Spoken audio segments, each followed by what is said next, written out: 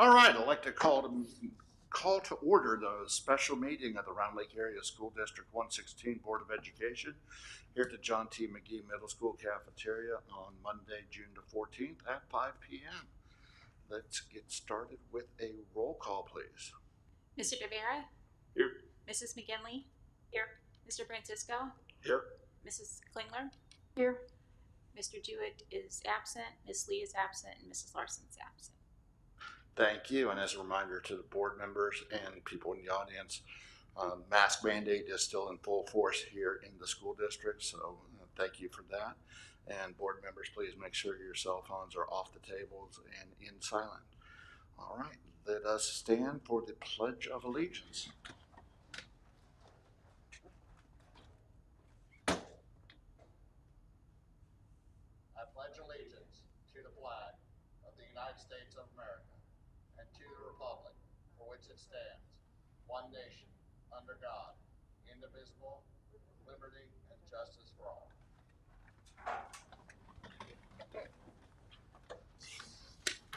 All right, in front of us we do have an agenda. Any questions about the agenda, or we go ahead and move to get an approval?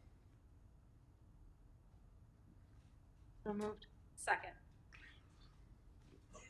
Motion by Mrs. Klingler, seconded by Mrs. Negrete McGinley. Any questions? Roll call, please. Mrs. McGinley? Yes. Mr. Francisco? Yes. Mrs. Klingler? Yes. Mr. DeVera? Yes. And the motion passes. We have an approved agenda, and the first up is communications to the board.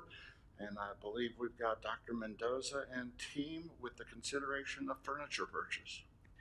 Thank you, Board President Francisco. And I just have some opening comments that really apply to both items, the first two items. So rather than transition from one to the other, I'll just cover it now. Very high level information. I think timing on this is really good. I think one of the things I wanted the board to be aware of is what prompted this was actually the furniture order, adding these two items to this agenda. Because of the global supply shortage, we were actually worried about waiting until next week. So given the EEC item coupled with these two, I think the timing is perfect. So the first two items on the agenda, the furniture purchase and the staffing, we're not looking for approval on either item. Last March 25th, 2020, the board approved a resolution that allowed the administration to pay bills in exigent circumstances.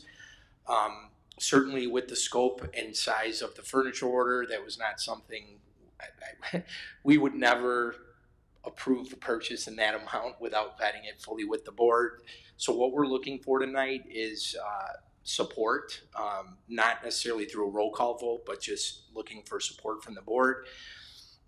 I just wanted to remind the board that we did get $20 million in ESSER funding, 20% of which should be spent on what I'm going to call unfinished learning / learning loss. Unfinished learning is, in my opinion, a little more appropriate.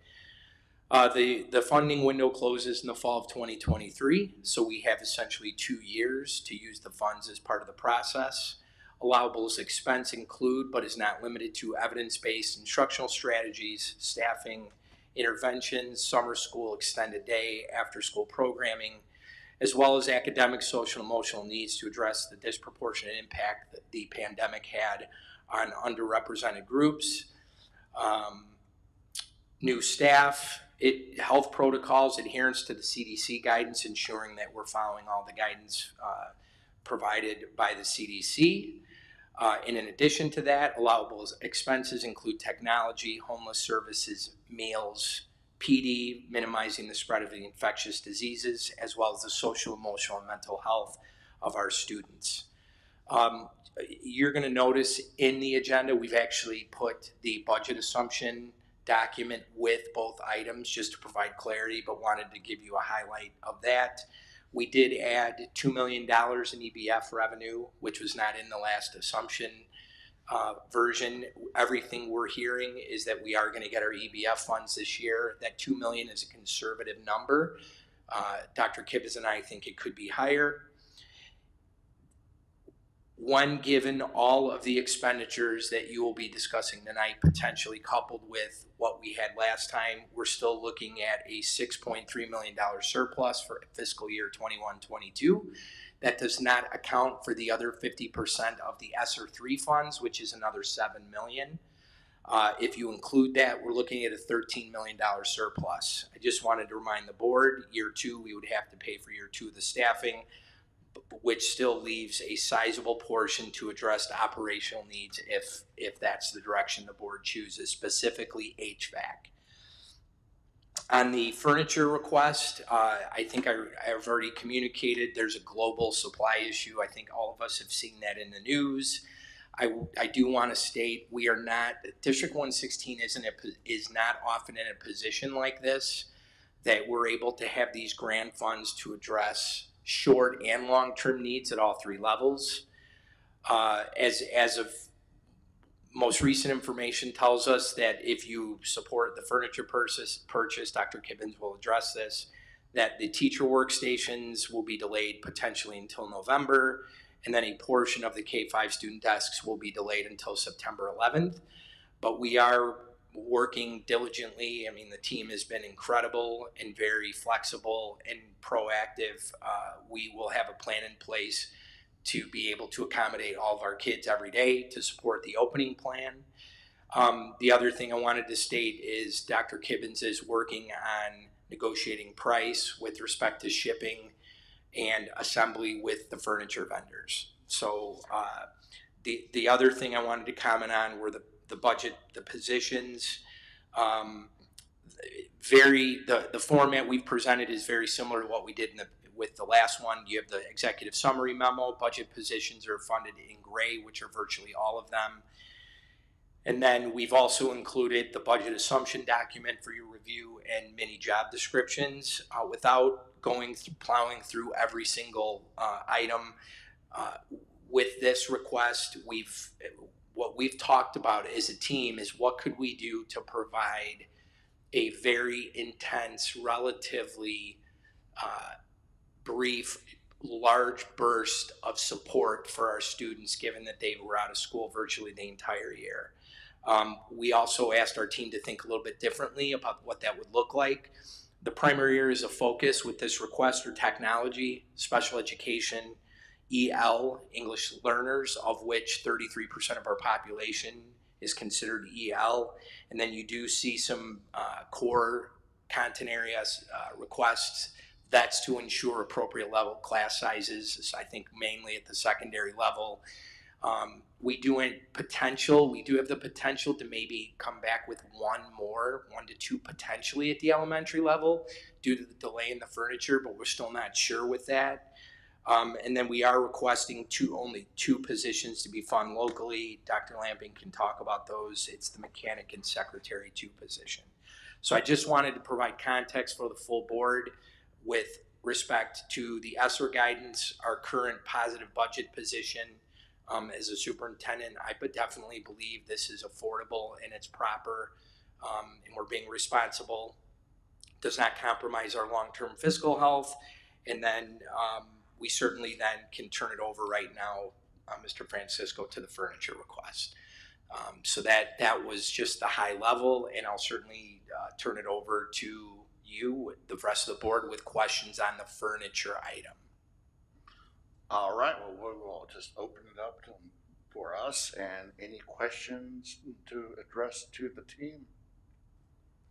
The question that I had, and I know I mentioned it, was our pre-K, because the memo and the data that we receive is K through 12, and just making sure that we addressed and looked at the pre-K program as well. Dr. Sutter, do you want to take that? Sure. The pre-K program is also grant funded, and they were able to use grant funds to redo a good sized chunk of their classrooms already. They have 3 classrooms left that are not yet redone, and those that furniture has been requested. The amount is significantly less than the request you're seeing here. It's about $17,000. So we are handling those requests to be able to do those final 3 classrooms. It's just because the amount doesn't kind of rise to the level of the elementary and secondary. So we are doing it. It's just not part of this big purchase. Okay, that's fine. I just want to make sure that that's being addressed as well. So thank you. All right, I'm not hearing any other questions, so I'm gonna kind of put it out there in conversational. Are we all pretty comfortable with this because of the fact of the global shortage and making this happen? That to give some leeway and allow the order to go ahead and start getting processed so that we can start hitting some of these timelines? Yeah, I'm fine with it. And I know the finance committee reviewed the documentation and we appreciate the level of detail that was provided. So thank you. I think we're good. That's it. So the finance committee has already heard it and been able to sign off on that one. So excellent. Thank you. I Question? feel comfortable. All right. Sounds like you've got a quorum here. So I think that you're good to go on your idea there, Dr. Mendoza. We're good. Yep, and then the staffing request, looking for feedback. We do intend to bring that back for approval at next Monday's meeting, but again, wanted to bring it here given we had the opportunity to do so. And I do want to thank the team for the manner in which they went about really trying to target thinking differently. And I do want to communicate that we will be coming back probably 2 to 3 times next year to provide the board with a comprehensive update on the value add for the position specifically and what we've accomplished. So I just think it's prudent given the scope of what we're asking for. And we're very humbled and, should the board approve it, I think, we're gonna use the positions responsibly. And I definitely thank the team for the amount of detail that was put into all of these to put in front of us. I know, especially with it being summer, with it being kind of that little breakaway time. Definitely thank you for all the hard work in regards to that. Unless I hear any other questions, I'm going to move us on to new business and to some action items. Can I? Okay. The new business we have for tonight is the approval of the Early Education Center playground renovation bid. As you had heard, our Education Department T&L received a grant, 2 grants actually. One is the Birth to 3, which is the Prevention Initiative grant for $100,000, and one is the Preschool for All grant for $255,000. We brought forward the design for the playground about a month or so ago. We are on a tight timeline. We started a little late because of COVID. The funds had to be expended by June 30th. All of the furniture, the outside playground items have been ordered. This is the bid that you are hopefully approving tonight that does the demolition, the foundational work, and then the installation. The bid, originally, we pooled our resources to add another $150,000 for the district's contribution. The actual bid came in higher than we anticipated, so we are going to be looking to add other funds from the capital projects to this. The bid came in, I contacted our architect, and there's a number of reasons why they feel the bid came in higher. One, of course, is product costs due to the pandemic. The second is the time of the bidding. Most contractors had already filled their schedules. Because there was a lack of competition, they believe that also impacted. And they did confirm that there is one of the bidders whose responses were that it's a volatile bidding climate. It's a tough job working around people and children and buses. The playground installation numbers came in higher than they even anticipated when they bid the work. So we went back in the architect to make sure that it was a sound bid. She did explain why, and costs are coming in anywhere from 25% to 35% higher. So I wanted to disclose that information to you as you look at our bid. I don't know if there's any other questions. Dr. Kibbins, comfortable we can fund the difference? Yes. Absolutely. This is an example when we're good stewards of our dollars with other projects, as we were with the high school stadium, that we do have funds in our existing capital project for this type of situation. So I'm very comfortable with these additional funds that we would need. Dr. Lampy, just for the record, can we disclose the difference between what the board was discussed and the bid that came in with the 454, what that difference is? Sorry. I believe that Dr. Kibbins put that together, and I think we're at about $176,000 is the difference.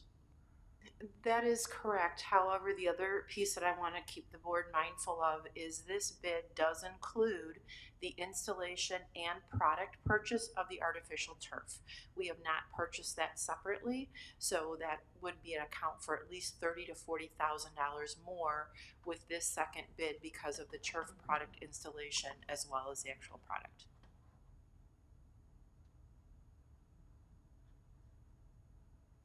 So, yeah, so I mean, obviously we know $176,000 is quite a bit over what the finance committee was informed and what, you know, the board was apprised of. However, that being said, as Dr. Lamping noted, the construction environment's a little volatile with prices and labor prices. With that, even it being $176,000 over, there is a grant at stake, $355,000. If we don't move forward with this project, we will lose that $355,000. Now, as you heard Dr. Mendoza say, the district is in the best positive cash position we've ever been in. So, and as Dr. Kibbins has informed, we are still comfortable in moving this forward.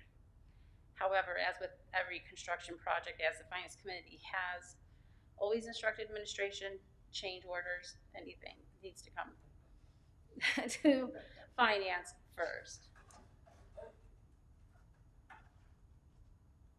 And I just want to remind the board that as a public school district, we are a prevailing wage institution, and so we are bound by the laws of prevailing wages. This is a prevailing wage project, so it doesn't necessarily mean that the workers need to be union, but it does mean that we do need to pay what prevailing wage would be as a union contractor.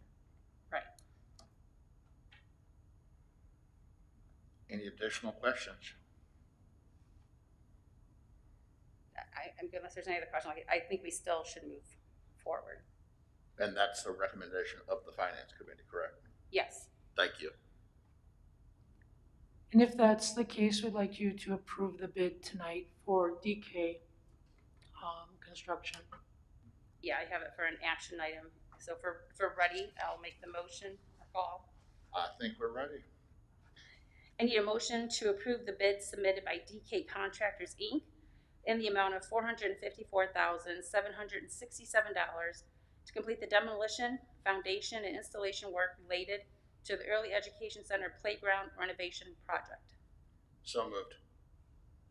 Second. Motion by Mr. Francisco, seconded by Mrs. Klingler. Any additional questions? Roll call, please. Mr. Francisco? Yes. Mrs. McGinley? Yes. Mr. Rivera? Yes. Mrs. Yes. Klingler? Mrs. Klingler? Yes. And the motion passes. All right. Thank you for your support. Thank you. All right, next up, as always, public comment. Members of the public may always participate in public comment during regular and special board meetings by attending in person or by submitting an electronic public comment form. Please note that speakers are limited to 3 minutes. A link to the electronic public comment form may be accessed via the online board meeting packet located on the district's website and are accepted up until the time the board reaches this public comment section of the meeting agenda. Do we have any online public comment? No, we do not. And do we have any local public comment? All right. Then hearing no public comment, I will kind of throw out just more of a future agenda, but also for us to keep in mind, much like how we had to call this as a special meeting, I think we may want to look at our calendars for August and the possibility of adding a second meeting in August just to handle the back to school concept, especially in light of coming back out of the pandemic. I know that normally our June, July, and August are 1 meeting months, but with school starting, We definitely probably want to look at that, so everybody kind of keep that in the back of your mind. And Dr. Mendez, if we can bring that back up as a future agenda item, that'd be great. Yeah, and I just want to publicly thank the board members in attendance this evening. We know that you don't get any compensation for this, and you have families and commitments in the summer. And the fact that you came in such short order to support the administration with such important items is sincerely appreciated. So I just wanted to call that out. Thank you. All right, well then I will look. But before we adjourn, these are the samples of the products, right? Okay. Does anybody want to talk about, like, explain it to everybody, or? I didn't know if we were gonna highlight them at all before we adjourned the meeting with. Yep. For, I don't know. Dr. Center wants to share the, Yeah, that's what I was going to say, Vanna like White. Vanna. Sit in the bouncy chair.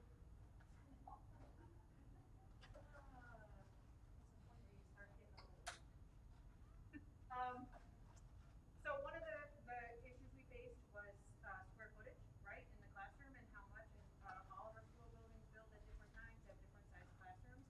One of the biggest challenges is actually teacher desks because they tend to be quite large.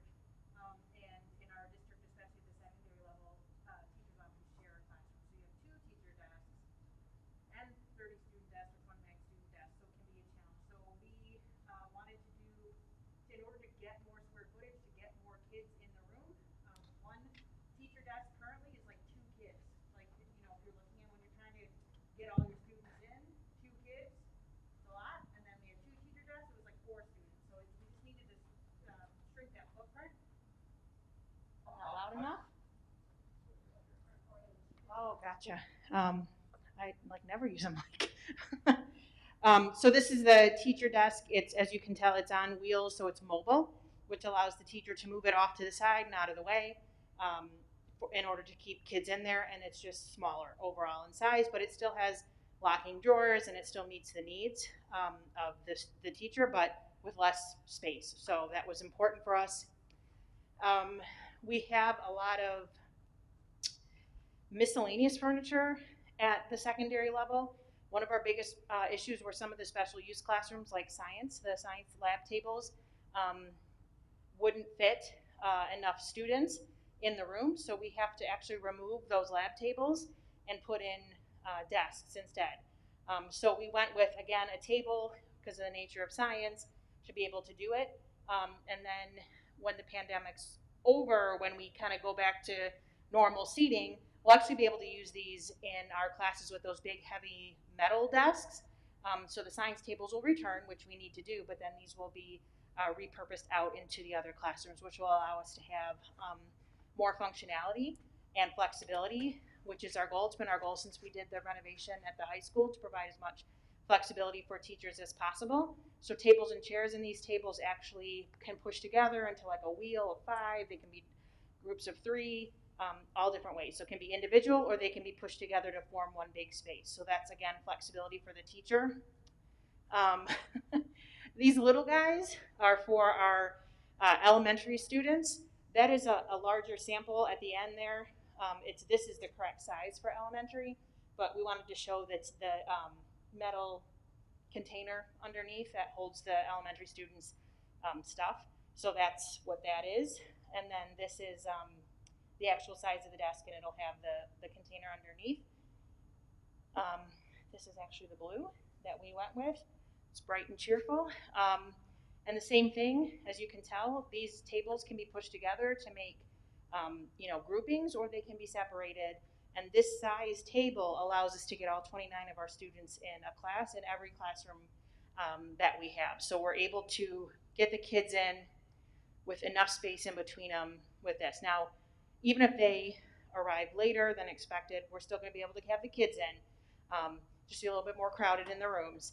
But once these are in, then it's plenty of walking space. So again, these are on casters with chairs. Flexible, allows the teacher to move around the room, create different groupings, different numbers of students. So it's fully flexible.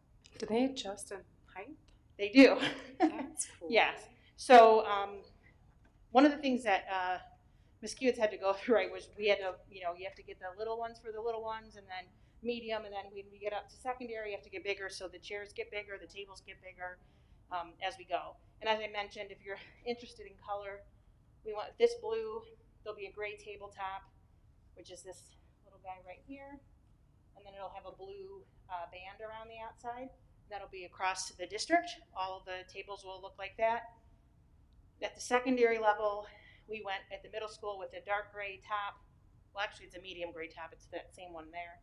Dark gray band, dark gray chair. It'll match both schools' colors. And in the high school, we went with colors that match the Learn Labs. So we have that dark brown wood grain and then a navy chair. So then it starts to look more cohesive with the furniture in the whole space. So that's what we did. All I right, just you want to appreciate it. throw in a couple other comments. Teaching and Learning did an excellent job at looking at the quality of furniture. The desk that you see in front of you, the mobile workstation, has a lifetime warranty on it. It's not my life, it's the life of the actual desk. So that's kind of nice to hear in terms of quality of product. The tables and chairs have at least 12 years, parts and materials, which will help us into the future.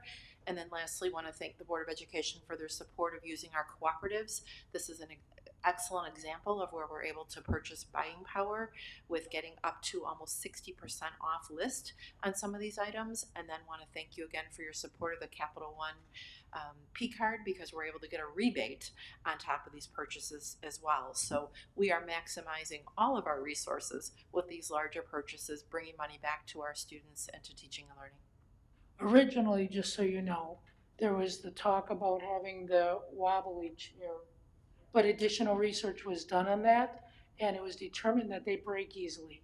So there was a modification. So, you know, everybody did do their homework to make sure that we're gonna purchase something that's sustainable. Thank you, appreciate that. All right, unless anybody else has anything, I will go ahead and call us adjourned. And we are good to go, and we'll see everybody back again next week. So, thanks, everybody.